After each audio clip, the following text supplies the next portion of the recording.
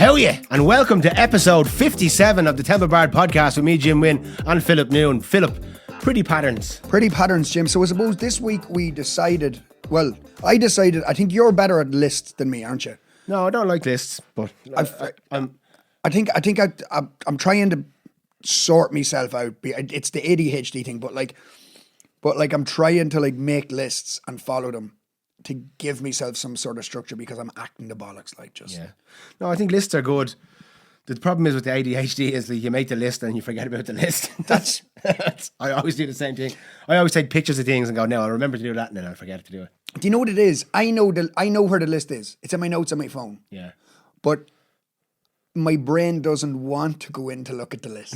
It's as if I'm almost frozen in time. Like, I know I can go in there and I need to look at that list, and then that list will help me. Yeah. That list is going to be beneficial. That list is going to be something that's going to make my life more productive.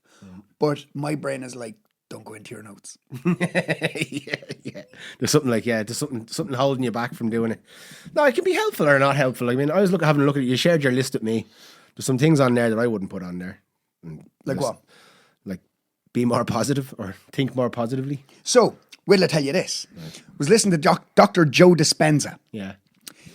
And I was listening to a thing, and he said that if you always try to think more positively, your brain, your neuroplasticity in your brain will change.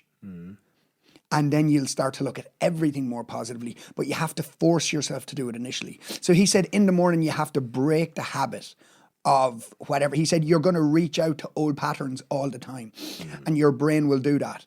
But if you start forcing yourself to think of everything more positively, give yourself more self-love, give yourself more self-compassion. Yeah. He said your neuroplasticity will change accordingly, and then you'll start thinking of things more, you'll start to look at everything more positively. Yeah. So that's why I have it on the list. Yeah. Like, even on the list was drink more fucking water. Do you know what I mean? Like the only thing I was short direct was, I said drink 2 litres of water, exactly. Yeah, so drink 2 litres of water. So when I look at that list, I think to myself, that's a list where if you drank 1.5 litres of water, you'd be like, I failed. or else if you catch yourself thinking negatively, you go, I failed. But really, I think the way to think positively is forgiving and accepting yourself when you think anyway. So if you're thinking negatively or positively, but I mean, whatever works for you. Because I like Dr. Joe Dispenza. I kind of watched a few of his talks. I liked them. So give it a go. But I think that accepting that you're not having the thoughts and you're just witnessing them is a lot more peaceful than trying to think positively, I find. But you see, he's probably looking at it from a purely scientific point of view. Yeah, he's looking at it from his way. And there's no wrong way to look at it. But I'm just looking at, when I looked at the list, I was like, and then no drinking. Philip was showing me that. So every one of them now have gone an extra day. So like on the list, so it all started on day 1, and now the rest of them they went day 2, and now it's on day 3 or whatever. And alcohol is still on 0 because I drank again last night. Yeah. So well, that's your luck. But the problem is, last night I went into the gig. Yeah. I went to the gym yesterday. Great training. Ate well, went into the gig, somebody put a pint of Guinness in front of me. Don't put a pint of Guinness in front of me. Or do. I mean, you can't really help. You could have said no. I can't when it's in front of me. It's standing looking at me and I'm singing. It's definitely a lot more difficult to say no, I would say, for sure. But and then that was, so alcohol back out the fucking window straight away. But well, tonight we start again. Every moment is a new beginning. Yeah, so. I've got a gig in 3.5 hours. So potentially I could be sober for the next 4 hours. It's 1 minute at a time, isn't that what they say, Philip? 1 minute at a time. But yeah, patterns, we notice patterns in everything in life, and we repeat them, a lot of us. And so I think a lot of us feel like we're enslaved by our patterns, or we've no control over it. But once you forgive yourself, I find, once you allow yourself, don't judge yourself for repeating patterns, notice them, and they'll come around, and you'll notice them again and again. And the more times you notice them and you don't judge yourself, the hard part is not judging yourself. The easy part for me is noticing them. I see I do it and I go, but then I'm like, and then sometimes I judge myself for judging myself as well. So I'm like, you're not supposed to judge yourself. What are you doing? And then I go, that's inception. Yeah, it's inception stuff. That's the ego. The ego, it just likes to it gets more grabby and grabby. Go on, yeah, hold on to something. I'm reading a book at the moment about how it's just a good reminder of how, like, really, there's nowhere to be and nothing to do. It's all going to be all right, and just how do you want your world to be? And just you reflect that and you'll get it back. And you won't always get it back. You're going to get a lot of dark moments and a lot of patterns that you don't like. But I believe that those patterns are for your benefit in the long run. So even when you're struggling with keeping a list or struggling with New Year's resolutions, struggling with sobriety, struggling with mental health, whatever you're struggling with, that's your mission. Mental health. What about seasonal affective disorder? Seasonal, that's a good one, yeah, at the time of year. I've definitely noticed it a bit in myself. The seasonal affective disorder, it's like the mornings are colder. They're just darker. I sleep naked as well, so even in the depths of winter. So now getting up in the morning, I'm like, so it's like... That's brave. It is. So it's cold, and getting into bed even then, it's cold as well. But you always warm up. But it's like, yeah, you can just see it's just changed, and then the leaves are dying. And it changed very quick. Yeah, it changed. Yeah, it seemed like it was going on. The summer was still here till about a week ago, and now it's cold. Yeah. But it is like, it's a season, and it'll come and it'll go. And like our own lives, the leaves in the trees blossom, they flower. Imagine living up They at die. the top. Imagine living up at the top of Sweden, where the sun stays up 6 months of the year and then stays down 6 months of the year. Yeah, that's an extreme. If you think about like in terms of dualities, that's an extreme. Those parts of the world where it's either bright all day or dark all day. I was supposed to do a gig in 2019, right before COVID, and I'm fucking raging and I'm going to head up in a place called Svalbard, Right. up on the top of Norway, and there's 3 polar bears for every person on the. It's a. They must be starving. It's a town called Longyearbyen, right? Right. And it's up at the very top of Norway. And this girl literally came up to me in Cyprus in the pub one night. She was like, "We'd love to have you in this place. Like we bring in experience. singers and stuff." And I was like, I googled it and I was like, "Fucking deadly!" Like you get people pick you up and they've got like guns and all because you can get attacked They by probably have to go in polar bears you and have to all. go in a little, what you call it, plane, like prop plane and all. So I think you fly to like Oslo or to Tonsberg or one of the bigger cities, Sled dog over. and then they fly you then to the That'd be class. Yeah, But what happened? You couldn't go for COVID. COVID. She booked it in 2019, and I was supposed to go 2019, and we put it off to 2020. I was fucking flat out, and then when 2020 happened and everything fell apart, I was like, I'm raging. I didn't do that last year. That'd be the place to be during COVID, wouldn't it? Imagine. The restrictions up there. Don't think the polar bears weren't wearing masks. That's for sure. But yeah, check it out. Longyearbyen, fucking mad place. Yeah. That's Scandinavia is a place that's on my list of places I'd love to go. I really would love to go to Scandinavia. It's a for everything I see, it's a beautiful part of the world, and everyone I've met from Scandinavia has been really nice and cool. So yeah, it's definitely on my list of places to go. We have a friend out there, actually, friend of the podcast, Rod. If you're listening, Rod, fair play to you. Rod works for Spotify in Stockholm. Right. And he's from Donegal. Absolute legend. He's DJ as well. He's a great lad. I think he's in cybersecurity or something.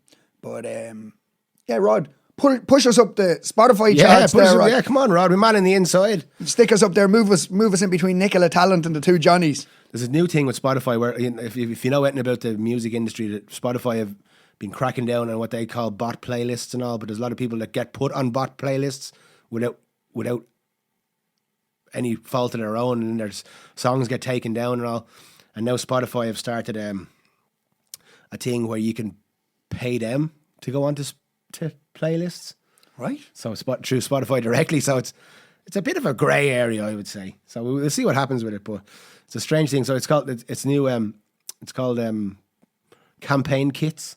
So you can buy different levels of campaign kits, and then so you get more exposure for your music and all. But for each level of the kit, you either pay money or you give up more royalties. Right. And if you know anything about Spotify royalties, you're not getting what's 1/2 of 0.0001, lads? 0.0005. Anyway, so I have 2 million streams in one of my songs, and I did not get money for that. I got a few pounds for it, but not what. Like, if I had 2 million plays on a song in the 90s, yeah, I'd have Ferraris. If you sold 2 million singles in the 90s, you'd be living off that to this day. But you have 2 million streams, and it's a different world. But look, it's changing. Spotify are going to shadow ban the life out of this podcast. Well, sometimes we don't know what they're up to. Where'd this week's episode go? Yeah, it's never to be seen again. Episode 57, the patterns. But yeah, but even the music industry is something that's gone through patterns, and the patterns change. Like there was the old days where there was no such thing as a recording industry before recorded music, and then recorded music came up, and from that copyright and all these things happened where people started saying that they own music, and they, like, before that, any song that was created before recording is royalty free. You can use it. Happy birthday. Happy birthday and all those things. And then once songs started being recorded, people started attaching as owners of these things and creators, and they want money. And then there's a lot of people that, I think copyright on the recording goes 70 years after the death of the recorder, of everyone involved in it. So like your man DJ Khaled made his 2-year-old son producer on one of his albums, because that's very it's clever. Yeah, it's clever. But I don't think the current way copywriting and the music industry works will be around when that son's DJ Khaled's age. Well, you see, you could say that about St James's Gate. Well, you could say, yeah, but that's a different thing, really, isn't it? That's a 9,000 year lease. Yeah. for £40 a year. Like, that's so bold. I want it for 9,000 years. We're going to give you 0.0001 cents a stream for 9,000 years. Do you know what I mean? Like how can they even prove that the original landowner still owns that land? Like, them deeds must be in like an airtight there must be glass something. case. There must be something to it. They must have bought it at this stage, no? I'm sure he signed that 9,000 year lease, but who did he sign it with? And who's getting the £5 a year, or whatever it is, or 5 shillings a year? No, it's £45. Was it? Yeah, £45 a year. Big money, Jim. It is big money. and £45 will get you 3 pints of Guinness in some places. If they're making 4 pints of Guinness a year, they'll turn over a profit. But yeah, so it's funny how these things change. Like we were talking about last week, how the AI is coming in to take over the music industry or take over all the industries, really. So it'll be funny to see how all this comes together and how the patterns change. Like we live in a paradigm now where everybody works to live. No, lives to work. Everybody spends most of their time working, most of their free time working to live. And I think in the next paradigm it'll be more like working to live or living to work. See, I'm dyslexic. It'd be more living to work. No, it'd be more working to live. No, living to work. Living to work. No, it's not. I don't think it'll be either. Actually, I think now the current paradigm we'll be living in is people working to work. working to work. The current paradigm we've been living in is people like are selling their time for money to live. And I think in the next level, or the next industrial revolution, will be an end to that. And I wonder how it'll all turn around. Is that the ice cream man, or what? That's Temu. Oh, it's Temu. That's Temu. Yeah. Oh God, Temu got me good the last while. They start giving you, like, if you spend a certain amount of money, they start saying now if you spend earn another few coins, you'll get a €90 discount. And there's me like, oh, just another few coins. But the thing is, there's always just another few coins to spend. You never get the €90 discount. So I've got literally the last 2 weeks, I've had huge packages of Temu stuff. Some of it very good. Most of it, I wouldn't say most of it. I'd say some of it's very good. Some of it's not very good. But I've had loads of stuff that I didn't need arriving. So speaking of patterns, I get into the pattern of trying to get that €90 discount, and never got the discount, but spent a lot of money. Oh, that's not even a lot of money. I got a lot of stuff, didn't have to spend a lot of money, you could say. It's big business, Temu. It is big business, yeah. It's like a step up from Wish. I was listening to a podcast, Joe Rogan. And Wish was a step up from Alibaba, so... What's next? But I think your man who owns Alibaba, isn't he behind a lot of everything? Like the conglomerate of Alibaba, doesn't he own everything? Well, don't they say like... He's one of the richest men in the world. Don't they say that there's 4 companies own everything in the world? Four wealth funds own everything in the world. Like Nestle own like all the water in Africa. Yeah, but I'd say Nestle is owned by some other hedge fund group. So Nestle, it goes like BlackRock and Vanguard. Yeah, like one of them, and they're probably owned by some other thing. So it's you could say it's a bit of an analogy for like how with each duality it unflowers. Like every you follow something up, eventually you have to get to a smaller and smaller source, and then it unfolds and unfolds and unfolds and drips down. They could say that's how it works, but of course we don't know where the actual source is because it's beyond our beyond our comprehension. Well, it's mad. There's a big, very famous American family, Vanderbilt. Like they're in everything. But it was only when I was going into my apartment the other day, I looked at the fob on my key and it was and I was like, they're in fucking everything. They're in your key fobs. These people are getting me in my door. Are you joking me? They know your code. Do you know what I mean? Like they're in everything. Yeah. I would say that they're people with all this power, they're just playing their role like we're playing our role. What about Donald? What about Donald? Didn't he? There was peace process, did it? Or Yeah, but he's raging now that he didn't get the Nobel Peace Prize. Oh, is he? Well, if you're in it to win the Peace Prize, you probably aren't in it for the right. Well, you're not in it for the most nobler reasons. But sure, look, That's our Donald. God bless him. Some people need to, some people need the acknowledgement. And that's what they're in it for. But sure, look, I was listening to a fella on Joe Rogan yesterday. He was in the CIA and he ended up getting he did 2 years for whistleblowing on the torture program. I was listening to him as well. Were you? Yeah, I was listening to him the other night before I fell asleep. Yeah. So is this the fella?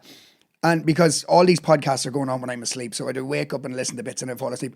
Is this the fella that he was standing in the canteen and the guy came up to him and he said, "Do you wanna get like Trained in on like the most like heavy Yeah. like waterboarding?" So he went up to like an old guy that he used, an old like area chief, Yeah. and he was like, "What should I do about this?" And your man was like, "You should just walk away from it, like, or whatever." Yeah. But then I fell asleep again, and I don't know what happened after that. Yeah, well, so. that's what it was. It was basically about that, and it was about the facade of like every country, not just America, but America's like the big one in our experience. But every country thinks of itself as the good guys, the bright shining light. But it just goes to show that like the things that go on behind the scenes are not for the benefit of. A lot of people are in it for careers, and it talks about like how presidents. If the CIA hierarchy don't like a president or what he wants them to do, they'll just spin their wheels till that president's gone, and then they'll just do something different. So just like the power doesn't lie with the. Everyone thinks that if you elect this president, everyone who goes to an extreme goes, "Oh, we need to get this president, and everything will change." But of course, they don't really have any power. The power is with the people who aren't elected, who are in that job for 40 years. Like they know, and they're looking after their career. So when people's self-interest is put as the motivation, as your like career path or being successful or earning more money or getting more recognition becomes your motivation, you're less likely to be motivated to do the will of the people, more likely to do the will of yourself. And that's why I believe that these systems won't last. Like the systems it's becoming more and more obvious to people. People now can take it to an extreme of like everything's a conspiracy or believe your government has your best interest at heart. But I think everybody's starting to question it now. Right. Like a few years ago when I was... No, you're just after good. I'll tell you in a second. Right. A few years ago when I started looking into these conspiracy theories and all, it was less people were into it. Now it seems like everybody's into it. Now I'm at the point where I think it's all a conspiracy. Nothing actually exists. But go on. Well, I've just been reminded of. So on my timeline's full, and we're not doing this for the clips, although we probably will get a few clips out of this. My timeline at the moment is full of the moon landing. Right. It is the most ridiculous thing I've ever seen in my life. In 1969, when you say it like this, I'm telling you now, we did not land on the moon. Right. Right? In 1969, when we didn't have colour televisions,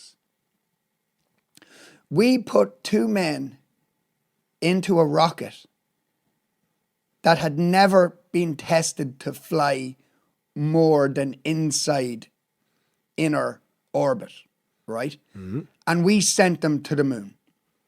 Now, since then, the furthest we've put an astronaut in space is 1,000th of the distance. The distance from here to the moon. 1,000th, right?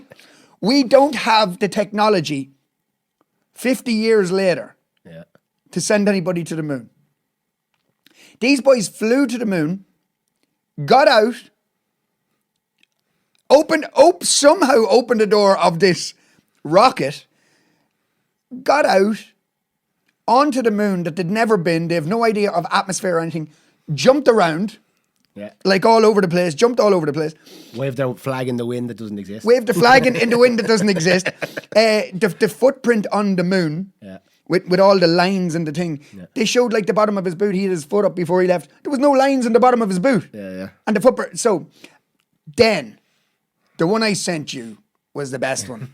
It's where they get back into their spaceship, repressurize their spaceship in this non-atmos. No, yeah, I don't even want to get into it. And then they flew off. And when they're flying off, there's a camera right in front of their spaceship and follows them the whole way up. So essentially, they left a man on the moon behind them. They just left the cameraman behind. Yeah. In the middle of it all, Ronald Reagan rings Neil Armstrong on a landline. Right. And Neil Armstrong like answers the phone and like, yes, Mr. President, and then they fly back. And nobody to this day, like, why doesn't the media come out now and say, do you know what? Well, even that's starting to happen. Like, all these Epstein stuff is starting to come into to more of the public, like more of the mainstream. And the mainstream is just dying off, like mainstream media and how it's funded and all. But yeah, the moon landing, like that was one that I saw a while ago. And I would agree that there's probably someone was messing around there. But also, what can we learn from that? It's just that what we believe as true is just our projection of truth, and what people want us to believe is their projection of truth, and what we actually are at our core is unknowable to us. So jet fuel doesn't melt steel. Jet fuel doesn't melt steel beams and all that jazz. So yeah, so we're creating our own reality, and a lot of people would say that there's alien bases on the moon, and that they got there and. There was like I saw some fella on a podcast saying that they got to the moon and found loads of structures that had like old, what's the old writing? Irish, not Irish. Hieroglyphics? No, not hieroglyphics, but Sanskrit. Sanskrit writing and stuff. So apparently like an older civilization lived on the moon. There's all sorts of theories and stuff. And I mean, you can believe whatever you want. And it's at the end of the day, I think all the things that we have believed as nailed on facts are just going to start slowly dissolving in front of our eyes. And what a lot of people think that we might have contact with alien races and stuff happening soon. I don't know. I wouldn't like to predict, but it could happen. And apparently they would say that the government's known about alien civilizations and stuff for a long time. But of course, in my view, there is no aliens. There's no different civilizations. There's only I, and it's only I, and how that manifests. And the dualities. No, the dualities. There's not even dualities. There's dualities. Dualities is the illusion. The dualities are collapsing. I'm dying for a drink. Dualities are. There's no dualities. The dualities are the illusion. Beyond duality, there is. We can't. That's why the mind can't fathom what we really are, because our minds have to have an opposite to explain everything. Like, there can't be just. We can't. Like, that's why they call it non-duality and not just oneness, because it's not just oneness, because oneness has to have. Like, it feels like there has to be someone looking at the oneness, where the non-duality just means there's not two. There is only, like, everything has to have an opposite as far as we can look at it through our brains. I'd love to say I understood one word of that, but I didn't. My brain can't really comprehend it either. I can feel it on a level that's beyond me, beyond my my egoic brain. Like, I can't, and it can't be put into words. It can only be put into concepts, and the concept will either help you or confuse you. And many concepts that help people confuse me, and many concepts that confuse me help people. So you got to just take it as it works for you. But the moon landing was a lie in hindsight. It's all a lie, Philip. The moon landing was a lie. It's all a lie. But yeah. And Tower 7 was a lie. Tower 7 could have been a lie. Tower JFK? 7. Oh no, yeah, no. It wasn't Lee Harvey Oswald. Well, he might have been. He was the patsy. Yeah. All the CIA stuff with the LSD and. So your man was interested in the Joe Rogan podcast? Yes. Yeah. Yeah. So what do they call that thing? The thing Project. The one where they tested all the drugs and they did it wrong apparently. He said that they tried different things. They put LSD in the bakery in some French town and dosed the whole town. They used in San Francisco in the 50s and 60s. They got prostitutes to bring in men off the street, and when they came in, they would give them LSD, spike them with LSD, and then question them and see if they could give up their darkest secrets. Apparently, they had this clinic in San Francisco that the hippies used to go to, including Charles Manson and all his family. And apparently, they were dosing people in there and doing all sorts of mad experiments. So yeah, I mean, Charles Manson apparently wrote a load of journals when he was in jail about all his early work with the CIA, where he was part of the trial programs for LSD. The CIA used to bring him in and give him loads of LSD. Yeah. Imagine they were bringing him and giving him LSD and going, do you know Roman Polanski?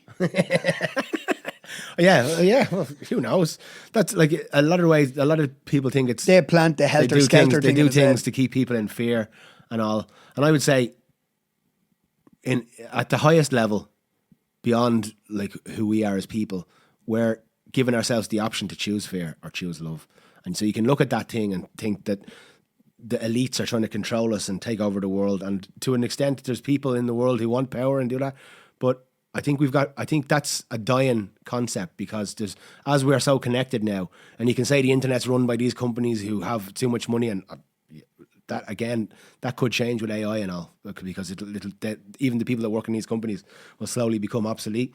So we're too connected now to have these despots come and take over, and like you can see like the chaos. Nobody agrees online and all, and in a way, that just it's a way of seeing that you can't just come in and just drop this is how it is, and everyone's just going to follow along blindly now, because it just won't happen.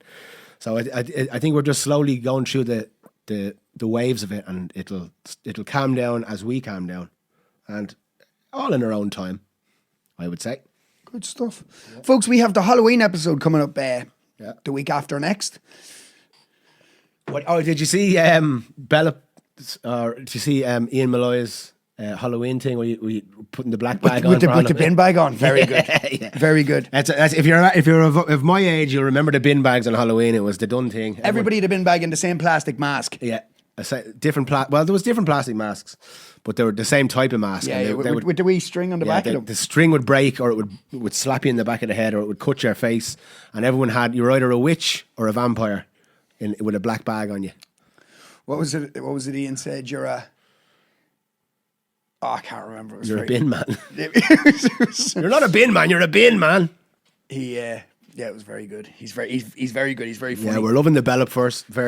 If you've seen he bringing him to the school disco, that video, that was amazing. And he brings him to the Kelp. Yeah, he brings him to the Kelp. The Bella verse is my favourite universe now of entertainment. It's very good. Go and check out Ian Malloy. He was a guest on the podcast 2 weeks ago. Yeah, fantastic. 2 episodes ago. Yeah. And he's brilliant. Let's rewind on our guest, because we had Mark Fearn on, who's lost he lost like 10 stone, didn't he? 10, yeah. So Mark gave up a codeine addiction, if you go back to Mark's recovery. Yeah. And he lost 12 stone on Mount Jarrow. Well, Mount Jarrow and working out and clean living and and he was on. He stuck to his list. He stuck to his list. He stuck to his list. He made a list and he stuck to it. So yeah, and then we had Tony Cunningham. Tony Cunningham. Tony's still going touring around the country. Yeah, Tony's rocking brilliant. the place. We had Rob McGuinness. With Rob McGuinness there, legend from the same music scene as us, does the gigs, does his own music as well. Go check out Rob McGuinness. Yeah, with Ray Scully.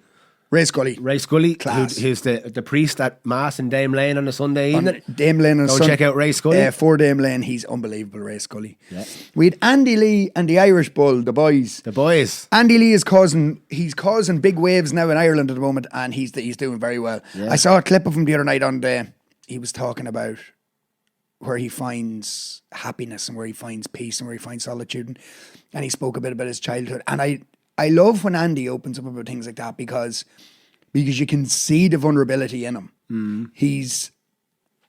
He wears his heart on his sleeve. Yeah, he really does, and he speaks brilliantly.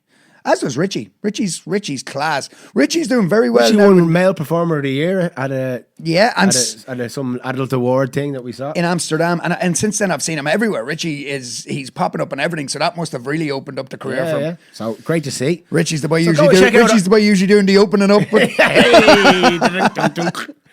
elbows and kneecaps. So go and check out our guests on the Tema Bar podcast. It's been a pleasure to have them all on. Who are we going to have on next? We're hoping to we've got a few in the pipeline, don't we? Yes, yeah, we have a couple of guests coming. Yeah. We should have one tomorrow. So what are we doing for the Halloween episode, Phil? I think we should like. Will we dress up? Yeah. Yeah? Yeah, fact. Should we dress up like in the same genre of thing, or should we do our own thing? Don't know. Let's have a think about that. But Who's Mario? Who's Luigi? Well, let us know in the comments.